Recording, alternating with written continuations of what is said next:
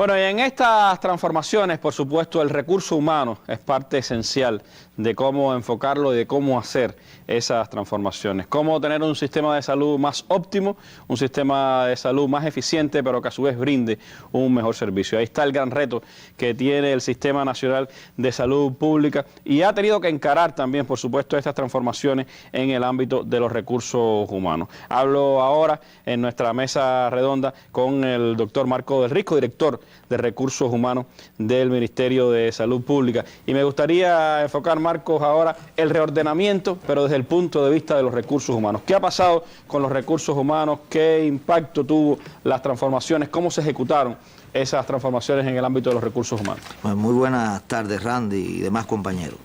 Primero, el reordenamiento laboral de los recursos humanos en el sector comenzó en el 2010 con las transformaciones. Sí, basados en los principios de reorganizar, de compactar, de regionalizar los servicios, y es la materialización práctica del cumplimiento de los lineamientos de la política económica social del partido y la revolución, que nos ha ayudado ¿a qué? A seguir eliminando las plantillas infladas. Es un aspecto fundamental.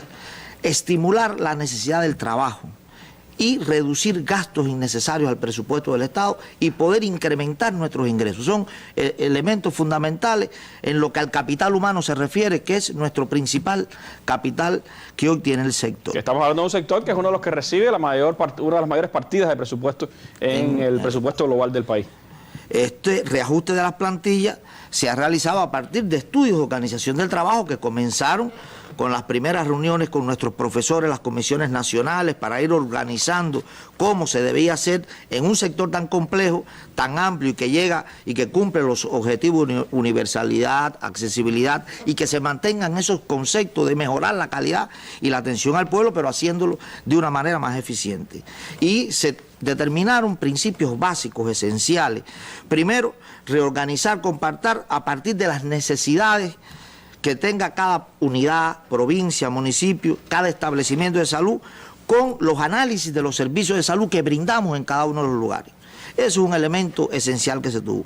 Garantizar que el sistema de salud facilite que cada paciente reciba la atención correspondiente y que le garanticemos la continuidad por todo el sistema. Es un elemento para poder hacer un análisis de las personas que nosotros necesitamos para lograr ese gran objetivo. Hay elementos que son lineamientos, como no exceder más de un 20% de la plantilla de apoyo, de control, que lo hemos tenido siempre muy presente.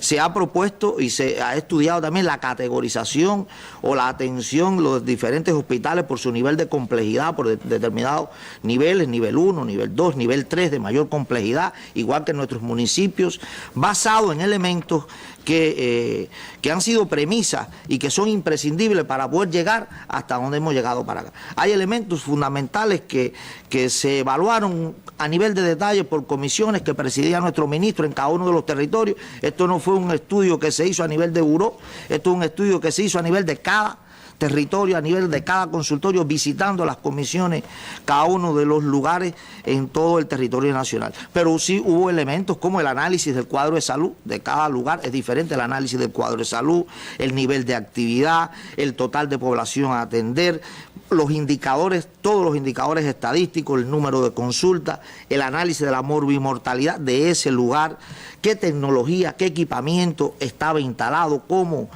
los análisis de los flujos de atención, los estudios de esos flujos de atención, en qué momento, en qué horario, qué cantidad de personas, cómo estaban integradas esas varias áreas de salud en un mismo lugar y cómo podíamos mejorar ese servicio, qué resultados de investigaciones, total de profesores, cantidad de alumnos, es decir, un grupo de premisas imprescindibles para poder llegar, qué indicadores de disciplina laboral, cómo se estaba comportando la fluctuación, qué plazas tenían vacantes, cuáles no, qué plazas necesito más. Es decir, esos fueron estudios de organización del trabajo que nos permitió rediseñar nuevamente los puestos de trabajo.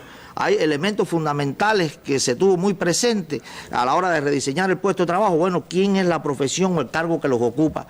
Conceptos elementales de que teníamos personas atendiendo determinadas ramas, médicos atendiendo inversiones o atendiendo colaboración, relaciones internacionales. Son conceptos que se fueron organizando el recurso humano para ponerlo en función del principal problema a resolver como un elemento característico. El aprovechamiento de la jornada laboral. Tema no aún resuelto, todavía nos queda mucho, pero rediseñando la carga y el contenido de trabajo de cada uno de los lugares y evaluando nuevas formas de organizar los servicios con los turnos escalonados, el elemento de la guardia localizable, las pruebas diagnósticas, rediseñar de manera tal que las interconsultas, el escalonamiento del sistema de atención, de manera que siempre esté primero el paciente ante que todo, pero que nos permita hacer un uso adecuado y óptimo de ese capital humano. Igual, la jornada de trabajo, cómo se utilizan las jornadas de trabajo, las personas que de ese estudio salieron como reservas, como excesos, bueno, durante el 2010 hasta la fecha fueron más de 53.000 trabajadores no formados en el sector que se le aplicó de acuerdo a lo establecido la resolución 34 de disponibilidad laboral, pero también nos permitió poder trabajar en más de 52.000 también trabajadores formados en el sector que hemos tenido posibilidad de reubicar hacia otros lugares, de que sea el potencial para nuestra colaboración, de que sea la reserva para poder trabajar en contingencia, y ejemplo de eso, hoy los contingentes que tenemos del resto de todo el país en la capital, en nuestra capital, en algunas plazas que tenemos que seguir formando en La Habana, pero que podemos hoy en este momento hacerlo, desplazarlo o reubicarlo hacia tareas muy específicas, hacia actividades de contingencia por la situación epidemiológica. Es decir, que también todo este programa de reordenamiento laboral nos ha permitido utilizar mejor el recurso humano. Hay ejemplos prácticos que quizás, Enrique, nos puedan ayudar a entender. Es decir, ¿qué ha pasado, por ejemplo, en algunos laboratorios clínicos? ¿Qué ha pasado en algunos servicios de imagenología que no tenían una gran cantidad de pacientes y tenían, sin embargo, muchos técnicos trabajando? ¿Cómo se ha reordenado todo ese tipo de... Primero, se ha determinado cuáles son las plantillas necesarias para ese nivel de actividad, cuáles son los necesarios para esa actividad, y ese otro personal que nosotros estamos llamando personal en exceso, que hoy constituyen la reserva del sistema de salud. Primero, bueno, hay un grupo importante, hay de más de 27.000 profesionales y técnicos que le hemos dado algún tipo de tratamiento. Hoy 11.000 han logrado cumplir misiones internacionalistas. Hay más de 4.000 que están preparados. Hay otros grupos que se trasladan hacia las capitales provinciales para apoyar determinados servicios que no tiene ese personal. Te ponía el ejemplo de La Habana. Nos ha permitido también poder escalonar y abrir laboratorios que tenían un límite en el tiempo y se ha podido extender su horario. Es decir, que todo este trabajo del reordenamiento laboral nos ha permitido a seguir cumpliendo los grandes objetivos de nuestro ministerio. Mejorar la calidad y la satisfacción de nuestro pueblo, mejorar nuestros indicadores y sobre todo también hacerlo sostenible y eficiente. Un elemento que ahorita no lo dije y no lo pasé por alto, pero sí quiero mantenerlo, es en estos análisis, fueron los análisis económicos. ¿Cuál es el presupuesto que se tiene? ¿Cómo se utiliza el costo? ¿Qué gasto en cada una de las cosas? ¿Cómo el pensamiento y el enfoque epidemiológico, el uso racional de los recursos, se tiene una repercusión en ese presupuesto? Por lo que el sector ha podido ir disminuyendo más de 2.000 millones de pesos en el presupuesto. Y todo esto nos ha permitido que cuando comenzamos este proceso de la transformación necesarias en el sector, estábamos en los 586.000, hay una pancarta que está ahí para poder reflejarlo y verlo, cómo ha ido disminuyendo, y hoy estamos en 477.000 fin del año, estamos en 481 y tantos hoy, es decir, cómo el sector ha ido disminuyendo su plantilla, siendo más eficiente. En unos 100.000 trabajadores. Y esto sin que ningún trabajador formado en el sector, es el éxito de nuestro socialismo.